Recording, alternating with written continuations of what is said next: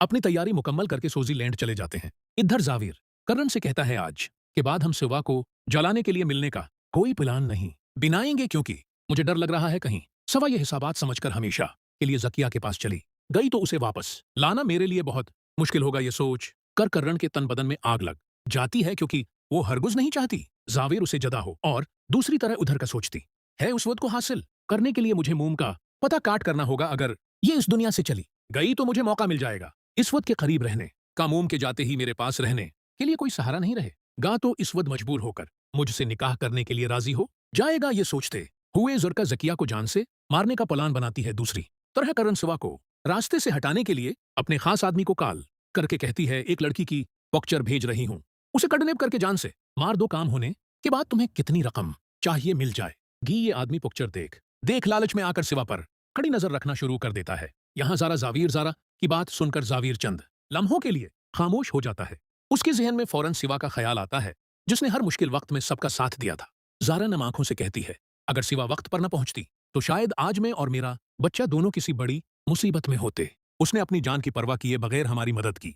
यह सुनकर जाविर के दिल में सवा के लिए इज्जत और मोहब्बत पहले से भी ज्यादा बढ़ जाती है। वो दिल ही दिल में सोचता है कि जिस लड़की ने हमेशा दूसरों की खुशी के लिए अपनी खुशियां कुर्बान की उसे तकलीफ देना बहुत बड़ी गलती होगी। दूसरी तरफ कर्रन दूर खड़ी उन दोनों की बातें सुन लेती है और गुस्से से उसका चेहरा सुर्ख हो जाता है। उसे महसूस होता है कि सवा और जाविर पहले से ज्यादा करीब आते जा रहे हैं। इधर जुर्का अपने खतरनाक मंसूबे को अमली जामा पहनाने में मसरूफ होती है। वो एक नामालूम शख्स से मिलती है और उसे जकिया की तमाम मालूमात देकर कहती है मुझे सिर्फ इतना चाहिए कि ये औरत हमेशा के लिए मेरी राह से हट जाए। वो शख्स जुर्का की बात सुनकर सुर हिलाता है लेकिन उसके इरादे कुछ और होते हैं। उसी दौरान सेवा को बार बार ये एहसास होने लगता है कि कोई उसका पीछा कर रहा है। जब भी वो घर से बाहर निकलती उसे एक मशकूक गाड़ी अपने आसपास नजर आती।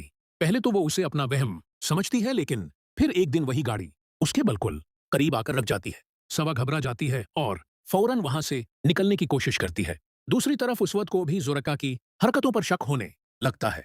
उसे महसूस होता है कि जुर्का किसी बड़ी साजिश में मसरूफ है। वो खामोशी से उस पर नजर रखना शुरू कर देता है ताकि हकीकत का पता चल सके। रात के वक्त जब जकिया घर में अकेली बैठी दाह कर रही होती है तो अचानक बिजली चली जाती है। पूरा घर अंधेरे में डूब जाता है।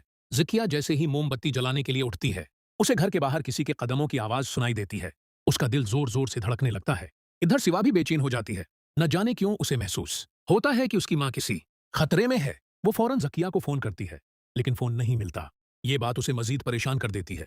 सवा जल्दी से घर की तरफ रवाना हो जाती है मगर उसे क्या मालूम कि रास्ते में कर्रन के भेजे हुए आदमी उसका इंतजार